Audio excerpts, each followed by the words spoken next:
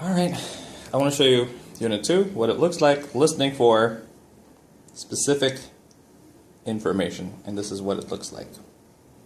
Okay.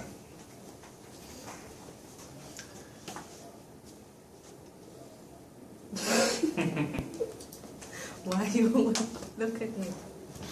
I like that smile.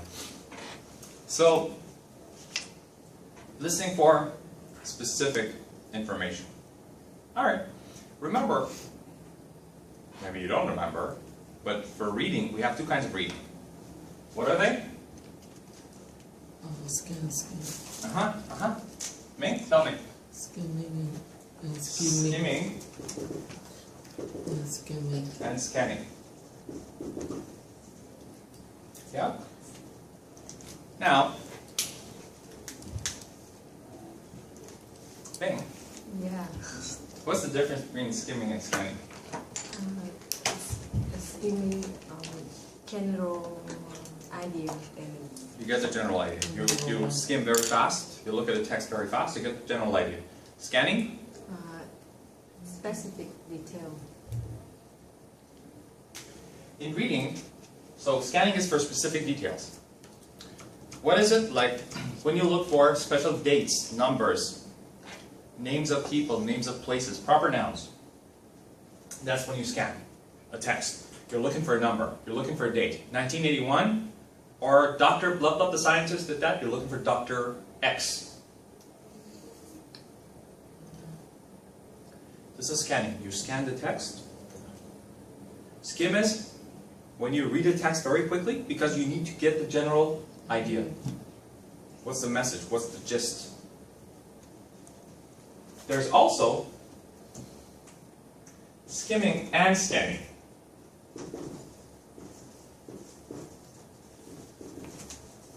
Right? Skimming and scanning. That is, you do both.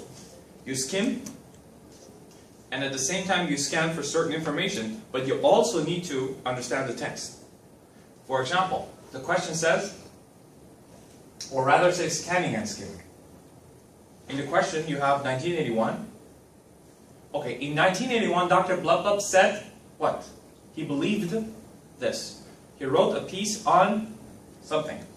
So what do I need? I need to first find the text. Find the place in the text. So I need to scan.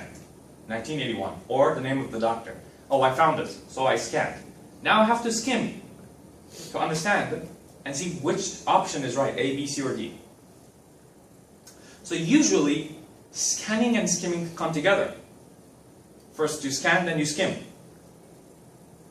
We scan and skim, scan and skim. This whole thing is called multitasking. When you do two or more things together, right? You know multitasking? Multitasking. Multitasking is when you, like a computer.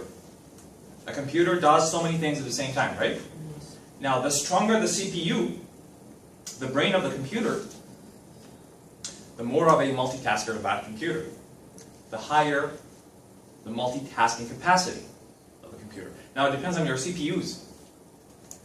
Sometimes women say that men cannot do two things at the same time. Is that correct? That's a stereotype. Yeah. It depends from person to person. Sometimes it's not women or men. But I've heard this so many times, it's a stereotype. Men cannot do two things at the same time. In my case, that's correct. That's right.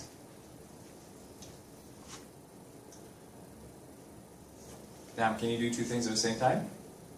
No. No? To do one thing, you should concentrate. Yes. The trouble is I cannot think when I concentrate. Okay. This is very important also in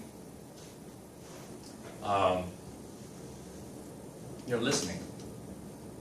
Because as we're listening, we're skimming and scanning the recording with our brain.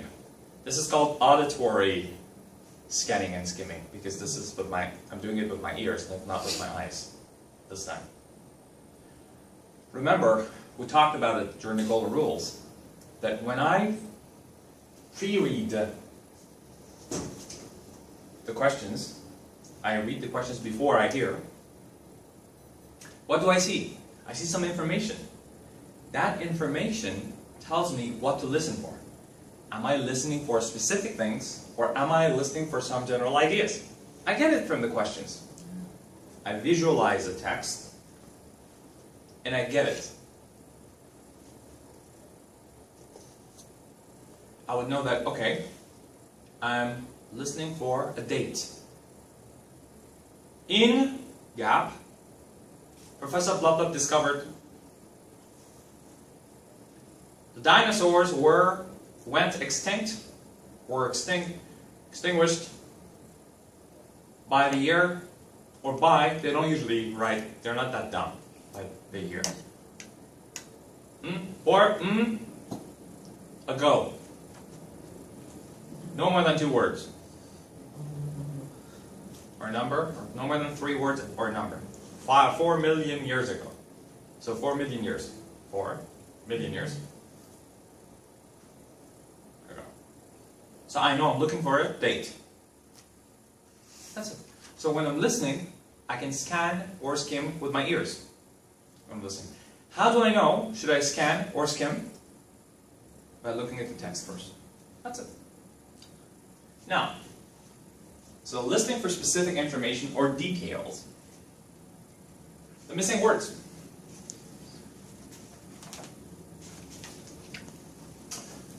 We actually usually have tables like this. I want to show the audience at home. It's like tables. So in tables, we have some words that are given, some words that are not given. And let me take a look here. See, this one is a better example of a table. You see, we have some words here, like you can look at the next page, page 12, and you can see the table there. It says complete the table below. No more than 2 words and or number. Remember, reading the instructions carefully, the word limit, and then you come here. The type of ticket, cost, advantage, requirements. Correct? And then you see words, adult, the cost $19 here, advantage 30% discount, and the rest. But some are like 1, 2, 3, 4, 5, 6. These are your questions, numbers. When you see a number, you know that's a question. If you see an empty place, like the requirements, see, look at the requirements, the box under requirements. That's empty. You see? It's empty. You don't see anything there. So is that a question? That is, of course, not a question. But some people, if they are not familiar with the test, do you remember we talked about being familiar with the test format and the questions? If you're not familiar, you see, oh, and you know what? Because when you panic, many things happen. When you panic, yes, of course, right now you're sitting here in perfect, ideal condition.